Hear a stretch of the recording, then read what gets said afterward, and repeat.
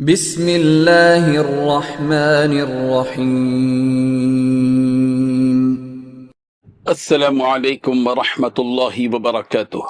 ان الحمد للہ نحمده ونستعینه ونستغفره ونستهدیه والصلاة والسلام على سید المرسلین محمد وآلہ وصحبہ اجمعین، اما بعد۔ حاضرین و ناظرین، یہ درس قرآن نمبر 476 ہے اور آج سورۃ المائدہ کی آیت نمبر 3 کے دوسرے حصے کی تشریح کی جائے گی۔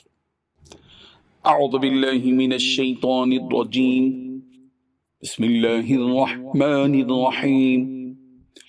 اليوم يئس الذین كفروا من دینکم فلا تخشوهم واخشون۔ اليوم أكملت لكم دينكم وأتممت عليكم نعمتي ورضيت لكم الإسلام دينا فمن اضطر في مخمصة غير متجانف لإثم فإن الله غفور رحيم۔ صدق اللہ العظیم۔ لفظی ترجمہ یوں ہیں، الیوم آج، یئس الذین، نا امید ہو گئے وہ لوگ جنہوں نے کفروا کفر کیا، من دینکم تمہارے دین سے، فلا تخشوہم چنانچہ تم ان سے نہ ڈرو، واخشونی اور مجھ ہی سے ڈرو۔ الیوم اکملت لکم آج میں نے مکمل کر دیا تمہارے لیے دینکم تمہارا دین، واتممت اور میں نے پوری کر دی علیکم تم پر نعمتی اپنی نعمت، ورضیت اور میں نے پسند کر لیا لکم تمہارے لیے الاسلام اسلام کو دینن بطور دین کے۔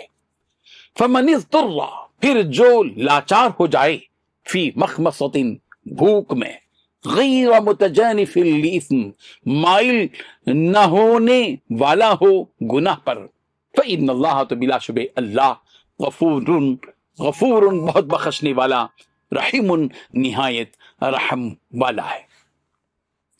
ترجمہ یوں ہے، آج کافر تمہارے دین سے نا امید ہو گئے ہیں تو ان سے مت ڈرو اور مجھ ہی سے ڈرتے رہو۔ آج میں نے تمہارے لیے تمہارا دین کامل کر دیا ہے اور اپنی نعمتیں تم پر پوری کر دی ہیں اور تمہارے لیے اسلام کو بطور دین پسند کر لیا۔ ہاں، جو شخص بھوک میں ناچار ہو جائے بشرطے کہ گناہ کی طرف مائل نہ ہو تو بلا شبہ اللہ بخشنے والا بڑا مہربان ہے۔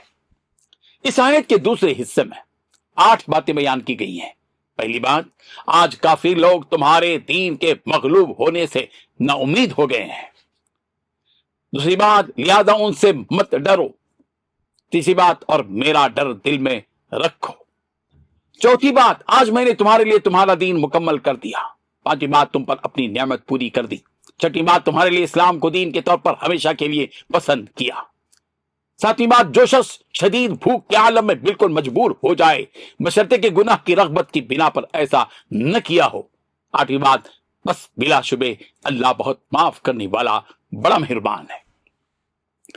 بزرگان محترم، یہ سورہ مائدہ کی تیسری آیت کا دوسرا حصہ ہے جس میں بطور خاص اللہ تبارک و تعالیٰ نے یہ بات بتلائی کہ آج کافر تمہارے دین کی طرف سے نا امید ہو گئے، تم ان کافروں سے مت ڈرو بلکہ مجھ سے ڈرو، اور میں نے اپنی نعمت تم پر پوری کر دی اور تمہارے لیے دین اسلام کو پسند فرمایا۔ بات حرام چیزوں کی چل رہی تھی، حرمت علیکم المیتۃ والدم، درمیان میں یہ اہم باتیں بتلائی گئیں، اس کے بعد دوبارہ وہی بات بتائی جا رہی ہے جو چیزوں کے حرام و حلال ہونے سے متعلق ہے کہ اگر شدید بھوک اور فاقہ ہو تو دل کی چاہت اور گناہ کا ارادہ کیے بغیر مجبوری میں ان چیزوں کو محدود مقدار میں کھانے کی اجازت ہے۔ یہ آیت دراصل حجۃ الوداع کے موقع پر عرفے کے دن عرفات کے میدان میں نازل ہوئی۔ اس وقت صحابہ کرام رضی اللہ عنہم کی تعداد 1,00,000 سے زیادہ تھی۔ رسول رحمت صلی اللہ علیہ وسلم کے زمانے میں مسلمانوں کا اتنا بڑا اجتماع کبھی نہیں ہوا تھا۔ مکہ مکرمہ سن 8 ہجری میں فتح ہوا تھا اور فتح مکہ کے بعد عرب کے لوگ جوق در جوق مسلمان ہو رہے تھے۔ کچھ لوگ تھے جو اس انتظار میں تھے کہ مکے والوں کی مخالفت کا کیا انجام ہوتا ہے۔ اس انجام کو پہلے دیکھیں، پھر یہ فیصلہ کریں کہ انہیں کیا کرنا چاہیے۔ ایسے لوگ بھی فتح مکہ کے بعد مسلمان ہو گئے۔ جزیرۃ العرب کے مختلف قبیلے وفود کی شکل میں آتے رہے اور مسلمان ہوتے رہے۔ یدخلون فی دین اللہ افواجا، کہ وہ دین میں فوج در فوج داخل ہو رہے ہیں۔ اس کا منظر لوگوں کے سامنے تھا کہ لوگ فوج در فوج اللہ کے دین میں داخل ہو رہے ہیں۔ مدینہ منورہ کی جانب جو وفود آتے تھے یا اپنی قوموں کے نمائندے بن کر آتے تھے، لیکن جب مدینہ منورہ سے رخصت ہو کر جاتے تھے تو اسلام کے نمائندے بن کر جاتے تھے۔ اس طرح جزیرۃ العرب میں اسلام کے خلاف کافروں اور مشرکوں کی جو مخالفت تھی وہ ختم ہونے لگی، اور کافی لوگ جو ایک عرصے تک یہ سمجھ رہے تھے کہ وہ دین اسلام کو دبا دیں گے اور اس مذہب کو صفحہ ہستی سے مٹا دیں گے، ان کے یہ سارے خواب چکنا چور ہو گئے اور سارے ارادے خاک میں مل گئے اور ان کی ساری تدبیریں ملیا میٹ ہو گئی۔ وہ وقت آ گیا کہ یہ سارے کافر دین اسلام کو ختم کرنے کے سلسلے میں نا امید ہو گئے، اور وہ اس دین حق کی طاقت و قوت کو تسلیم کرنے پر مجبور ہو گئے۔ اسی حقیقت کو یہاں بتلایا گیا کہ الیوم یئس الذین کفروا من دینکم، آج کافر تمہارے دین سے نا امید ہو گئے، اب انہیں یہ خیال کبھی نہیں آئے گا کہ یہ دین اسلام پر غالب ہوں گے۔ اللہ تعالیٰ نے اپنے اس وعدے کو پورا کر دیا کہ وہ اپنے اس دین کو غالب کر دے گا۔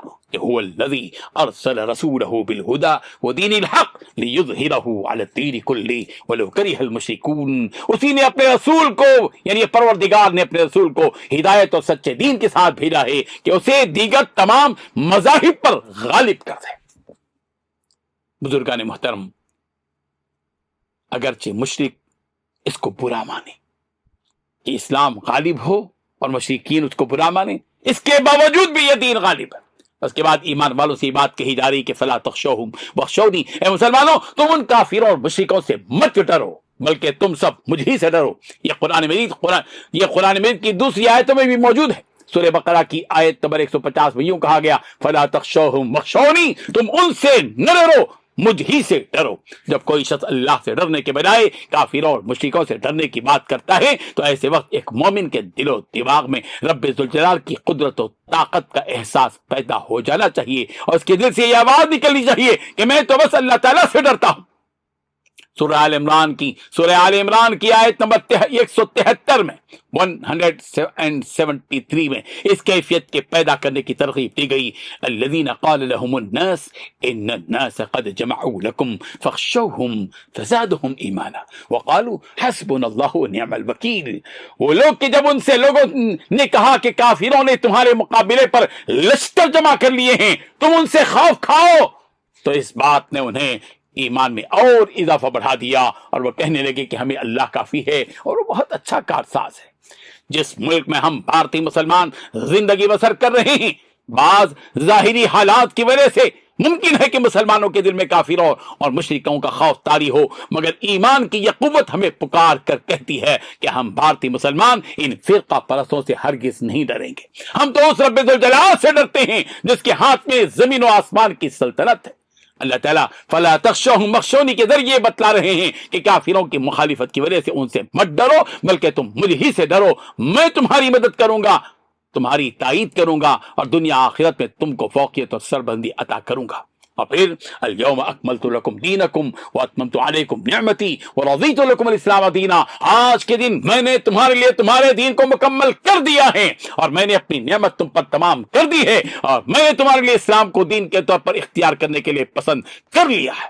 اللہ تعالیٰ نے حضرت آدم علیہ السلام سے لے کر رسول رحمت خاتم النبیین محمد عربی صلی اللہ علیہ وسلم تک جتنے انبیاء بھیجے اور کئی قوموں کی رہنمائی کے لیے جتنی آسمانی کتابیں اور صحیفے نازل فرمائے، آج ان تمام آسمانی ہدایات و احکام کی تکمیل کر دی گئی ہے۔ جتنے احکام تھے، جتنے مسائل تھے، ہدایت کا جس قدر سامان تھا، اللہ تبارک و تعالیٰ نے آسمانی کتابوں اور نبیوں کے ذریعے مکمل کر دیا ہے۔ رسول رحمت صلی اللہ علیہ وسلم کی بعثت اور آپ کے ذریعے صحابہ کرام کی تربیت ہو چکی۔ اللہ تعالیٰ نے رسول رحمت صلی اللہ علیہ وسلم کو اسی لیے بھیجا تاکہ برگزیدہ اخلاق اور اچھے افعال و اعمال کی تکمیل ہو۔ خود رسول رحمت صلی اللہ علیہ وسلم نے فرمایا ان اللہ بعثنی لتمام مکارم الاخلاق وکمال محاسن الافعال، اللہ تعالیٰ نے مجھے عمدہ اخلاق اور اچھے افعال و اعمال کی تکمیل کے لیے مبعوث فرمایا ہے۔ اللہ تعالیٰ نے دین کی تکمیل کی بات جہاں کہی وہیں اپنی نعمتوں کی تکمیل کی بات بھی کہی کہ وَأَتْمَمْتُ عَلَيْكُمْ نِعْمَتِي،